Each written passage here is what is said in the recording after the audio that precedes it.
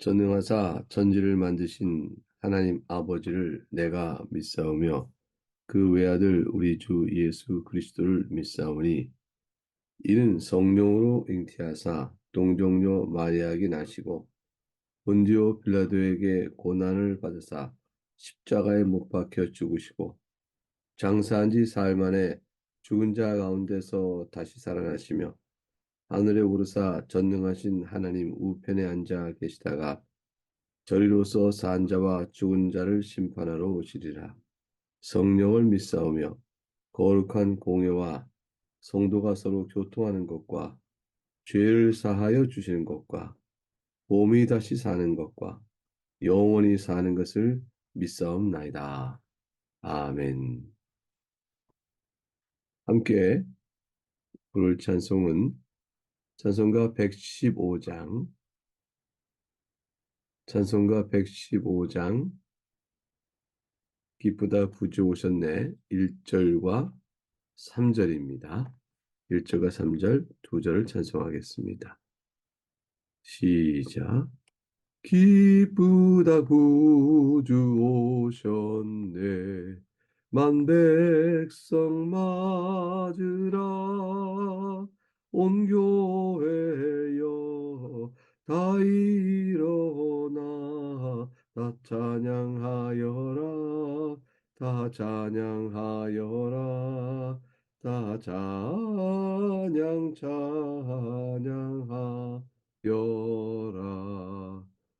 온 세상 죄를 사하려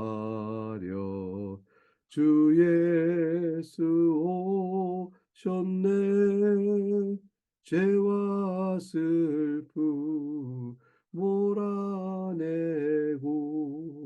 다 구원하시네 다 구원하시네 다 구원하시네.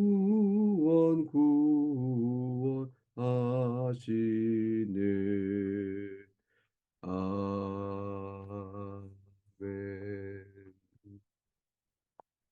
오늘은 욥기 42장 1절에서 17절까지의 말씀을 살피도록 합니다. 우리는 욥기를 길게 읽어오는 여러 날을 거쳐왔습니다. 오늘에 이르러서 이제 마지막 장에 이르게 되어집니다. 지금까지 욥의 본문을 이해해오는 시작의 구절은 욥기 1장 21절에 있습니다. 이르되 내가 모태에서 알몸으로 나왔사온즉 또한 알몸이 그리로 돌아가올지라.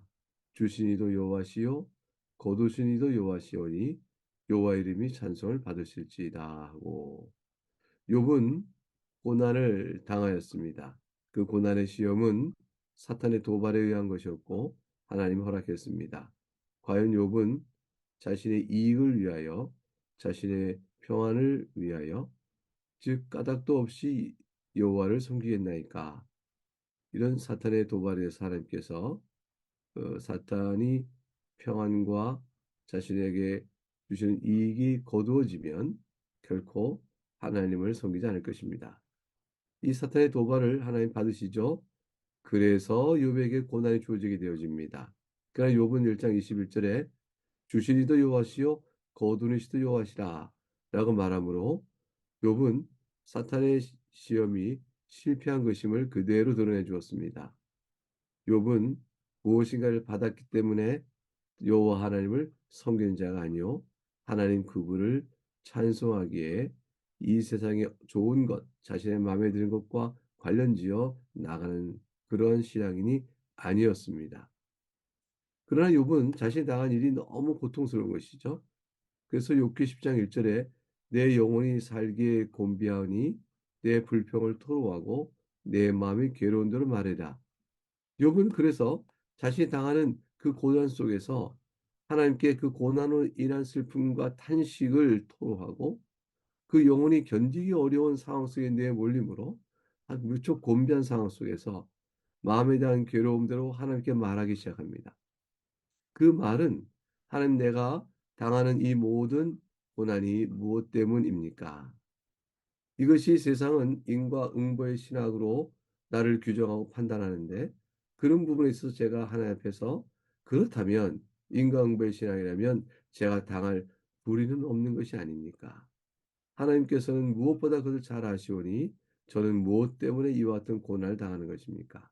하나님께서 말씀해 주셔야 알겠고 최소한 그 까닭의 이치를 헤아리지 못한다면 사람인 주제에 어떻게 하나님을 바르게 찬미하고 나갈 수가 있겠습니까?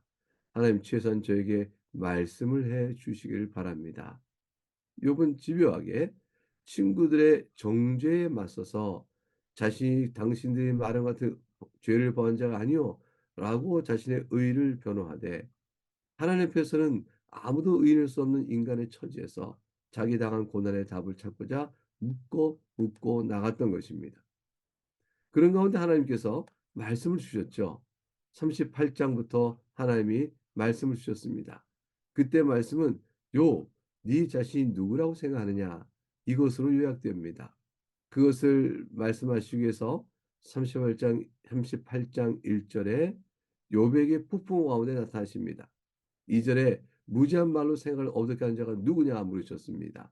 그리고 내가 너에게 묻는 것을 대답할지라 하셨습니다.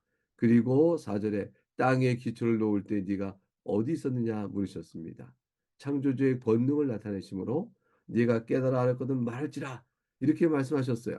대화를 시작하면서 대화하고 있는 상대인 네가 네 앞에서 어떤 자인가를 생각하라 라고 질문을 무려 77개를 주어지고 물으셨습니다. 38장에서 이어진 내용 속 39장까지 내용 속에서 질문을 77개나 쏟아부으시면서 하나님 하신 창조의 사역, 별들에 관한 일, 깊은 바다에 관한 일, 동물의 세계에 관한 일 등등등 욥이 도무지 답을 할 수 없는 하나님의 권능을 쭉 나타내 보셨어요. 욥은 침묵할 따름이죠. 이제 40장 1절과 2절에서 하나님께서 두 번째 말씀을 욥에게 물으시죠. 여호와께서 욥에게 물으시길 트집 잡는 자가 전능자와 다투겠느냐 하나님을 탓하는 자는 대답할지니라. 욥은 뭐라고 대답했을까요? 40장 4절과 5절에 보소서 나는 비쳐나오니 무엇으로 주께 대답하리까 손으로 내 입을 가릴 뿐이로소이다. 내가 한번 말했사온즉 다시는 더 대답하지 아니하겠나이다. 욥은 이때 앞서 말했던 전능자의 권능과 창조의 권능 앞에서 단 하나도 대답할 수 없는 자신을 바라보면서 하나님의 위엄과 존엄 앞에서 피조물 된 위치를 자각합니다. 그것을 잊은 적은 없었으나 하나님을 직접 배우는 상황 앞에서 그 크신 하나님 앞에 자신의 피조물됨을 자각하고 하나님께 무엇을 물어 답을 얻을 수 있는 자가 아니구나. 하나님은 하나님대로 뜻하는 대로 하시는 바이요. 내가 하나님께 물어 그것을 논하여 답을 얻어 내가 반응할 자가 아니구나. 이 생각을 깨닫게 되어집니다. 그래서 나는 비천하오니 무엇으로 제가 대답을 하겠습니까? 입을 가릴 뿐입니다. 라고 대답을 하게 되지죠. 그래서 40장 6절과 8절에 세 번째 하나님 말씀하시는 겁니다. 폭풍 가운데 욥에게 말씀하시되 7절 너는 대장부처럼 허리를 묶고 내가 너에게 묻겠으니 내게 대답할지니라. 8절에 핵심이 나옵니다. 네가 나의 공의를 부인하려느냐 너의 의를 세우고 나를 악하다 하겠느냐. 결국 인과응보의 신앙으로 자신이 하나님께 벌을 받아 이와 같이 큰 고난에 이를 것이 아니라 하고 변명했던 욥이 대답 없으신 하나님 앞에서 하나님 제가 인과응보에 따라서 벌을 이런 형 고난을 당할 죄가 없지 않습니까? 저는 그런 면에서 의로운 자입니다.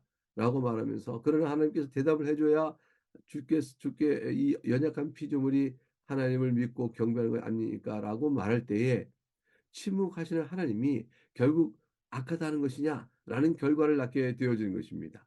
너는 인과응보의 신앙에 따라 의로운 자라 너는 말하고 네 의를 내세우면서 결국 침묵하는 하나님을 어찌하여 그러시나이까 물으므로 너는 옳고 나는 악하다 하는 것이냐?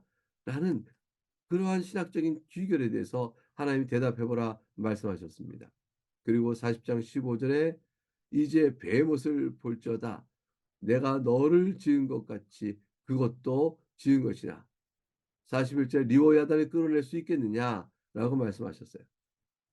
이렇게 하신 말씀 앞에서 여러분이 욥이라면 무엇이라고 대답하겠습니까?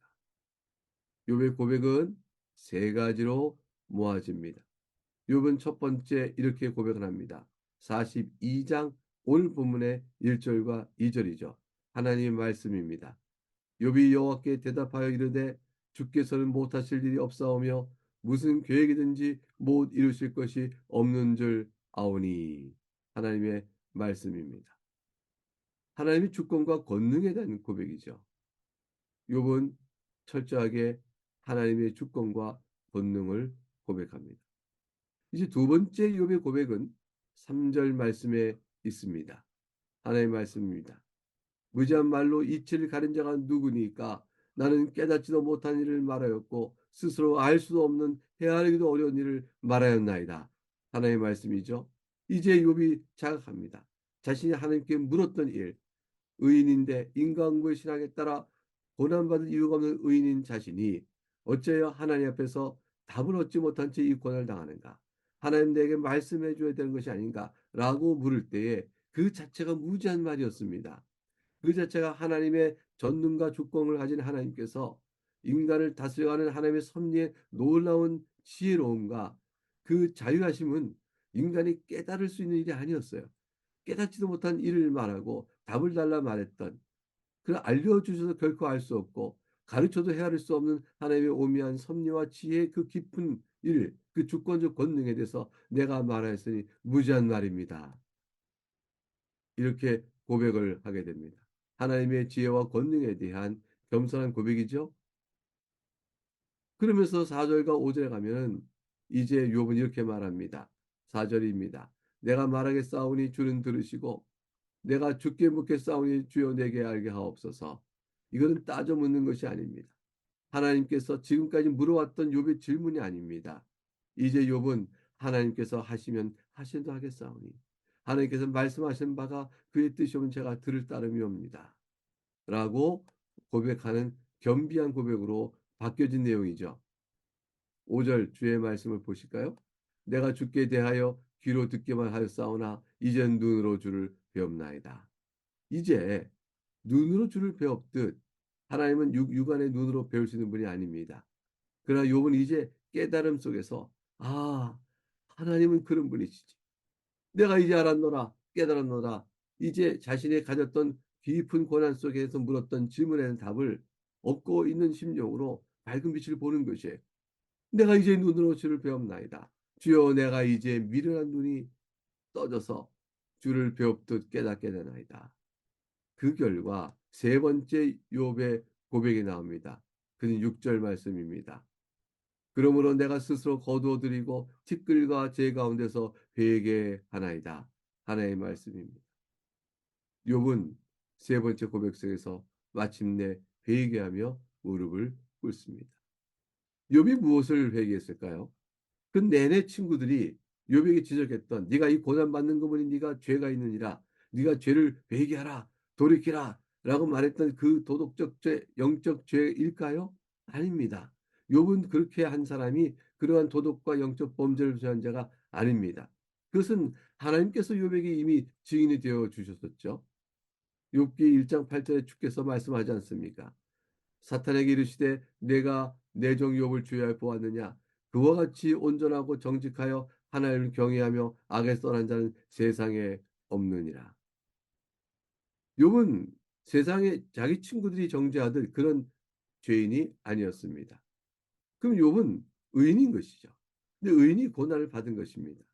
욥은 하나님께 물었습니다. 의인이 왜 이런 고난을 받아야 합니까? 어떤 이치입니까? 인과응보의 신앙이 아닐진데 하나님께서 의인에게 고난을 주시는 것은 어떤 까닭입니까?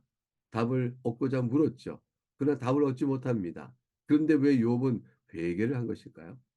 욥을 읽는 올바른 관점이 여기서 드러납니다. 욥기가 우리에게 가르치는 교훈은 의인은 왜 고난을 받는지에 대한 하나님의 교훈을 뜻을 알리는 것이 아닙니다.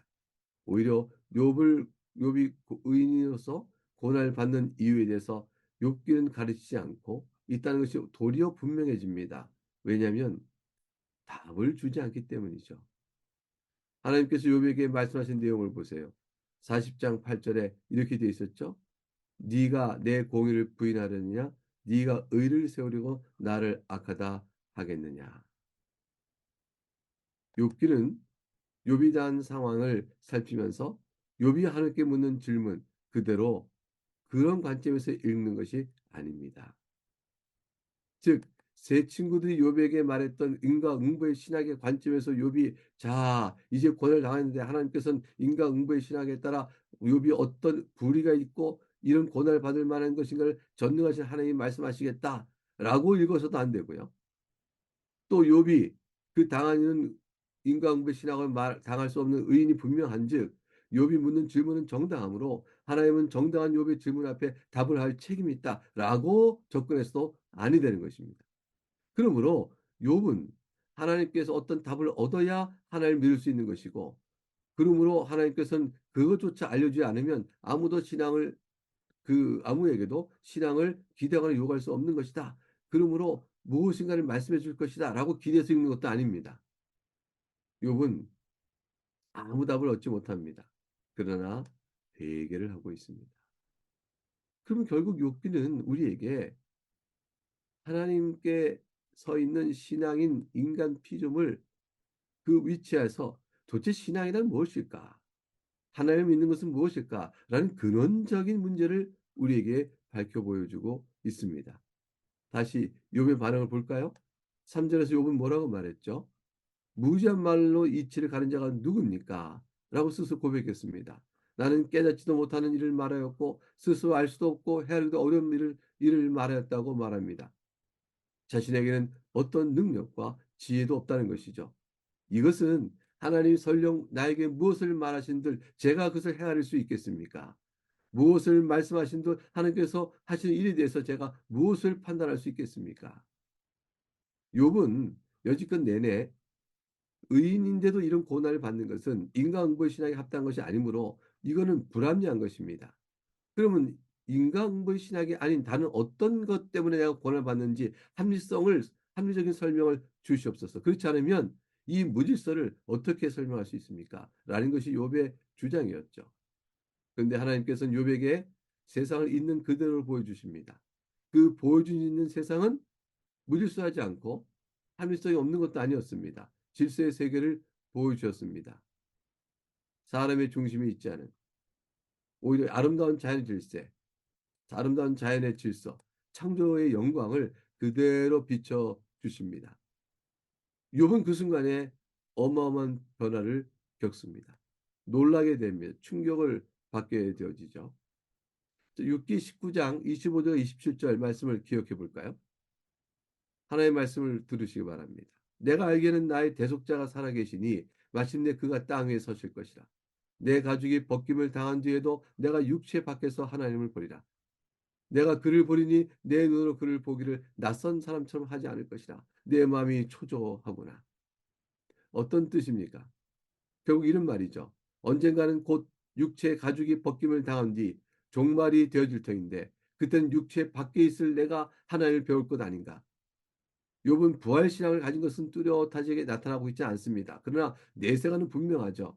육체 바깥에 죽은 다음에 하나님을 직접 만나 하나님의 판단을 들을 것이라. 그날은 하나님께 틀림없이 자신을 변호하실 것이라고 욥은 확신합니다.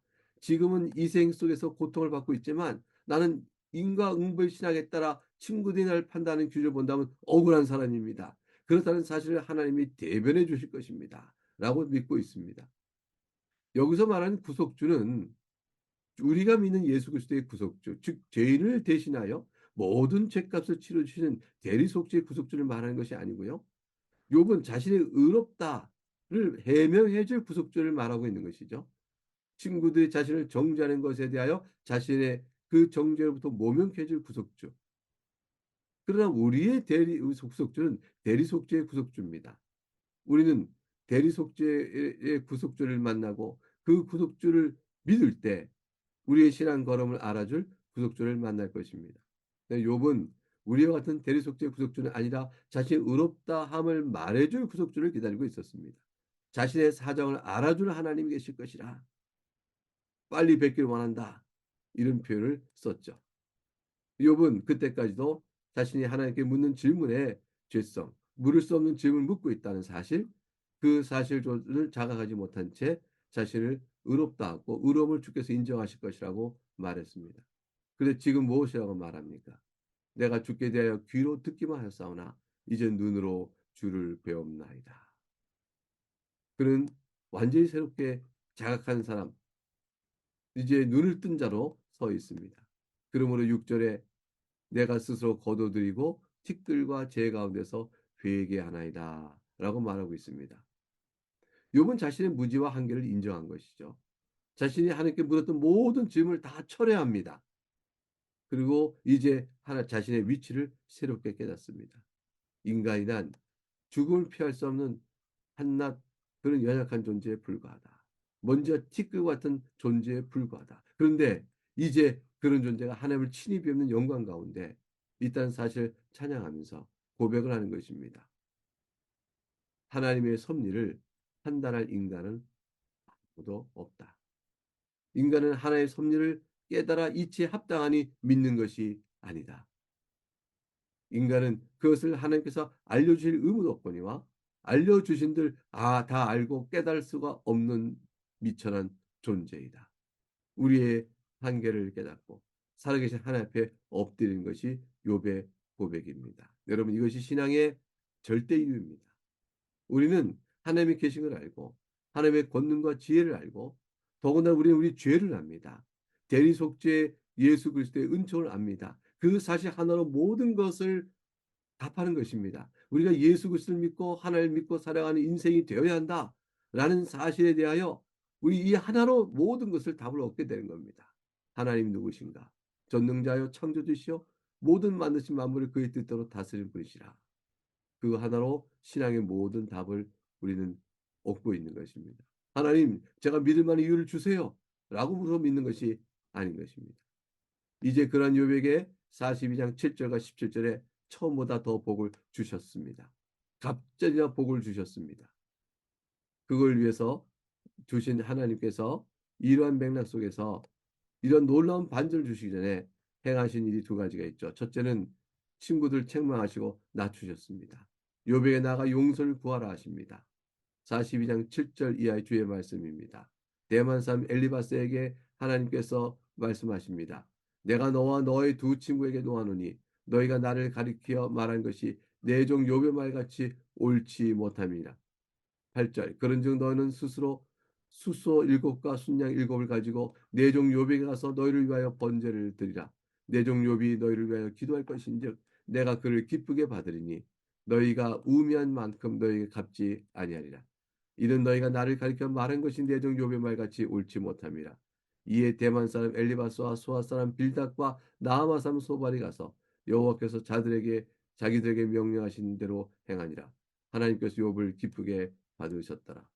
하나님께서는 욥의 친구들을 낮추시고 책망하셨습니다. 비록 완전하지는 않았으나 친구들이 비방한 욥이 더 훌륭한 신학자이고 신앙인이었던 것이죠. 이제 세 친구들이 해야 할 일을 있었습니다. 욥에게 가서 자신을 위하여 기도해 주시오라고 부탁을 해야 했던 것입니다. 욥을 비난했던 자신의 의는 다 산산조각나고 오히려 욥 앞에 무릎을 꿇어야 되는 그런 상황이 되어진 것이죠. 세상은 교회를 업신여깁니다. 그러나 세상은 교회의 기도로 존재하게 될 것입니다. 세상이 조롱하고 업신여기는 교회가 이들을 구원하는 자가 될 것이며 하나님께서 이들을 심판하실 때 교회는 그 예수 그리스도의 심판에 함께하는 자가 될 것입니다. 욥 앞에서 겸비해야 됐죠. 그리고 욥은 이들을 위하여 기도하는 중재자가 되어집니다. 욥은 이때 아직 온몸이 회복된 상태가 아니에요. 그러니까 친구들이 욥을 비난하고 정죄했던 그 고난 통에 있었던 사람의 그 몰골로 욥은 친구들 중재하고 친구들은 욥 앞에 엎드려야 했던 겁니다. 종기로 온몸이 덮여 있는 그 상태에서 예수님께서는 찢겨진 몸으로 우리를 위하여 중보하십니다. 죽으셨으나 산 자가 되셨죠.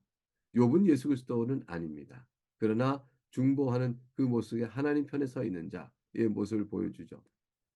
둘째로 하나님께서 행하신 또 다른 일은 욥의 회개입니다. 친구를 책망하셨던 하나님께서 이제 욥을 회개하게 하시죠. 그리고 하나님 욥의 회개를 증거해 주십니다. 욥은 아직 회복하기 이전이지만 하나님을 뵌 그 상태로 그 비참의 상태 그대로 하나님을 찬양하고 회개한 것입니다. 하나님께서는 욥을 지금 시험에 두고 계십니다. 과연 복수의 무기를 내려놓고 하나님의 말씀 앞에서 친구를 위하여 기도할까? 그리고 자신에게 아직 회복되기 전이지만 하나님의 전능하심과 그 놀라우심을 나타내 보인 그 자체 앞에서 욥은 또한 하나님 앞에 회개하는가? 이 모든 일 속에서 하나님의 전능하신 앞에서 사는 자는 회개함으로 살고 죽을 자는 그 두려움 속에서 회개치 않고 있음으로 심판을 받아 멸망하게 됩니다. 여호와께서는 9절에 기쁘게 욥을 받으셨다 되어 있습니다. 욥은 회복됩니다. 10절 말씀입니다. 욥이 그의 친구를 위하여 기도할 때 여호와께서 욥의 공경을 돌이키시고 여호와께서 욥에게 이전 모든 소유보다 갑절이나 주신지라. 이제 그의 모든 형제와 자매와 이전에 알던 이들이 다 와서 그의 집에서 그와 함께 음식을 먹고 여호와께서 그에게 내리신 모든 재앙에 관하여 그를 위하여 슬퍼하며 위로하고 각각 표시 하나씩과 금고리 하나씩을 주었더라. 표시 하나 것은 조각이죠. 금조각 하나씩을 주었다는 뜻입니다. 재물을 주십니다. 12절 주의 말씀이죠.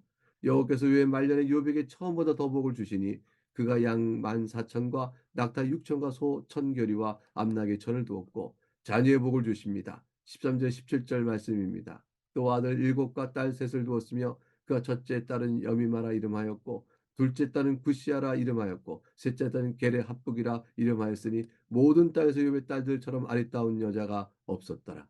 그들의 아버지가 그들에게 그들의 오라비들처럼 기업을 주었더라. 그 후에 욥이 140년을 살면서 아들과 손자 4들 보았고 욥이 늙어 나이가 차서 죽었더라. 욥의 결말은 무엇입니까? 새로운 생명이었습니다. 그리고 잘못된 신학을 교정합니다. 그리고 우리는 욥의 결말에서 그 은혜로 인하여 생명의 새로운 생명 부활을 봅니다. 고통은 지나갔고 그리고 다시 회복된 일은 일종의 부활과 같은 것이죠. 욥기는 우리가 아는 분명 육체 부활과 살아가는 새로운 생명 부활을 명백히 가르치지 않습니다. 근데 한 가지는 보여줍니다. 하나님 앞에서 새로운 생명, 새로운 시작이 있음을 보여주죠. 그래서 이 구약 성경을 헬라어로 번역한 70인역에서는 맨 마지막에 욥이 늙어 나이가 차서 죽었더라라는 이 말 뒤에 주님께서 부활케 하신 자들과 함께 다시 부활하였더라라는 말을 덧붙여 주고 있습니다. 해석이죠. 욥의 이야기는 이대로 끝나는 것이 더 좋을 수도 있습니다. 다시 올 세상을 기다리는 가운데 신앙의 깊이가 있게 되어지는 것이죠. 사랑하는 교회 여러분, 우리 인생의 고난과 절망 속에를 다 겪고 삽니다. 어떤 이는 혹 더 깊은 고난, 그렇잖아요. 조금 견딜 만한 고난, 스스로 생각하는 고난과 절망의 속에서 인생은 살아갑니다. 어떻게 바라볼까요? 자기 인생을 어떻게 바라는 것이 하나님 앞에 살아가는 인생일까요? 한 가지가 있습니다. 오직 우리에게는 예수 그리스도의 하나님, 나의 하나님, 부활의 하나님을 바라보면서 인생 끝에 나를 새롭게 하실 그날을 바라보면서 오늘 하나님을 지극히 믿고 찬송하고 사는 것뿐입니다. 이것이 믿는 자의 가장 큰 행복인 것입니다. 이것이 신앙의 이유요 부름인 것입니다. 이제 기도하겠습니다. 하나님 아버지, 육계의 결말을 보르면서 하나님의 크심을 생각하고 그 앞에 잠잠히 침묵하며 오로지 주를 찬송할 자임을 생각하고 저희의 각각 놓인 처지와 형편은 다르지만 하나님 앞에 영광의 찬송을 올립니다. 슬프고 공간 인생을 살아가는 우리들을 불쌍히 여겨주시길 바라옵고 감사하며 주 예수 그리스도 이름으로 기도합나이다. 아멘. 주님 같은 기도를 함께 올리겠습니다. 하늘에 계신 우리 아버지, 이름이 거룩히 여김을 받으시오며 나라가 임하시오며 뜻이 하늘에서 이루어진 것 같이 땅에서 이루어지이다. 오늘 우리에게 일용할 양식을 주셨고 우리가 우리에게 죄의 전자를 사하여 준 것 같이 우리의 죄를 사하여 주셨고 우리를 시험에 들게 하지 마시옵고 다만 악에서 구하시옵소서. 나라와 권세와 영광이 아버지께 영원히 있사옵나이다. 아멘.